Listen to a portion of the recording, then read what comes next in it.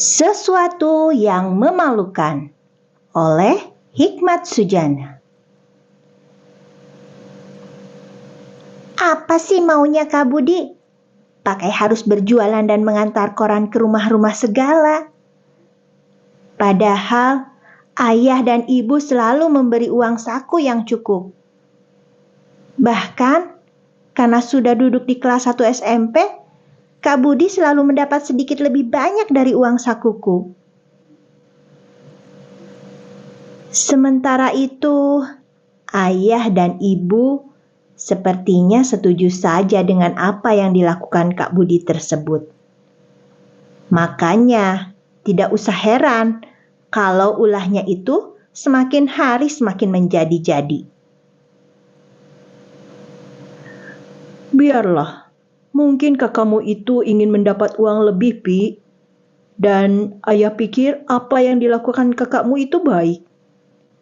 Begitu selalu jawaban ayah. Kalau aku mengajukan rasa keberatan atas semua yang dilakukannya. Tapi ya, apakah tidak akan mengganggu pelajaran di sekolahnya? Tanyaku mencari alasan. Tidak. Buktinya kemarin kakakmu itu mendapat ranking kedua di kelasnya. Oh ya, tentu ayah pun akan melarang kakakmu seandainya saja sampai mengganggu pelajarannya, Pi. Aku tidak bisa berkata apa-apa lagi. Kenyataannya memang begitu. Walau Kak Budi berjualan dan mengantarkan koran-koran, ia tetap bisa membagi waktu dan tetap rajin belajar, sehingga mendapatkan ranking kedua di kelasnya. Namun, mulut-mulut Wiwi, Elsa, dan Tina membuat aku tersinggung dan malu. Aku malu dengan semua yang dilakukan Kak Budi. Memang, di depan aku selalu memuji-muji Kak Budi. Tetapi, kalau mereka sudah membicarakannya secara sembunyi-sembunyi, sungguh menyakitkan kata-kata mereka.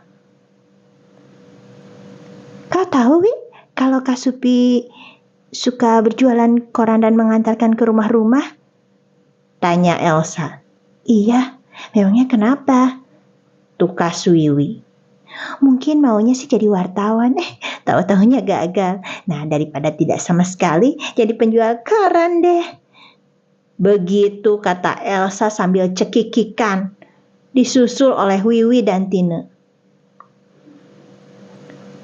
Iya ya, kok ayah dan ibunya sendiri sampai tega melihat anaknya bekerja seperti itu? Sambung Tina. Kalau aku amit-amit deh, harus punya kakak seperti dia. Tambah Wiwi sambil bergidik. Bikin malu keluarga saja ya. Apa semua ucapan mereka itu tidak menyakitkan? Sudah mereka katakan kalau Kak Budi wartawan gagal lah. Ayah dan ibu tidak berperasaan lah. Bahkan Wiwi sendiri sampai bilang amit-amit kalau harus punya kakak seperti Kak Budi. Dan semua ucapan mereka sempat aku dengar sendiri. Benar-benar menyakitkan.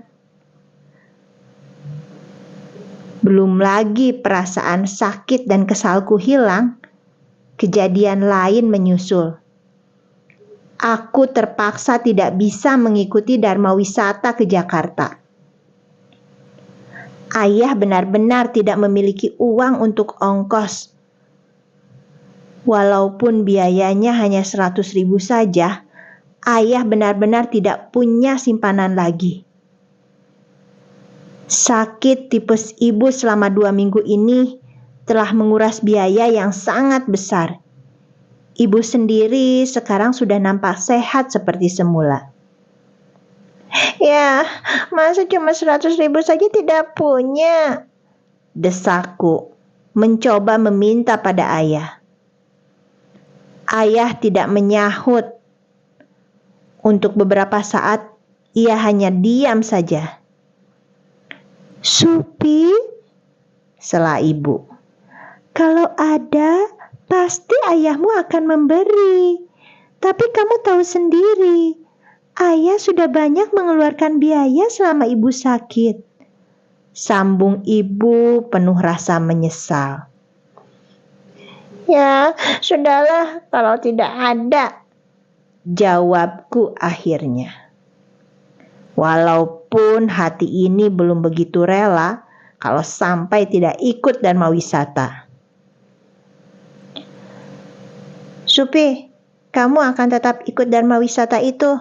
Pakailah dulu uang simpanan kakak. Tiba-tiba Kak Budi muncul. Uang simpanan hasil dari jualan koran ya, sambungnya. Ayah dan ibu sesaat memandang ke arah Kak Budi dengan sorot mata penuh kekaguman. Kamu rela kalau uang itu dipakai adikmu, Bud? Oh, tentu ya, jawab Kak Budi. Ini uangnya, Pi. Lanjutnya sambil menyodorkan selembar uang 100 ribuan ke arahku. Malu, sedih, terharu, bercampur jadi satu. Melihat Kak Budi memberikan uang simpanannya dengan seikhlas itu. Uang tersebut adalah hasil menjual serta mengantar koran ke rumah-rumah. Uang dari hasil pekerjaan yang selama ini aku anggap memalukan. Justru yang memalukan itu yang menolongku. Ya, akan aku katakan pada semua teman kalau Kak Budilah yang memberi aku biaya untuk ikut serta. Aku pun akan mengatakan pada mereka, aku bangga memiliki kakak seperti Kak Budi, bisik hatiku.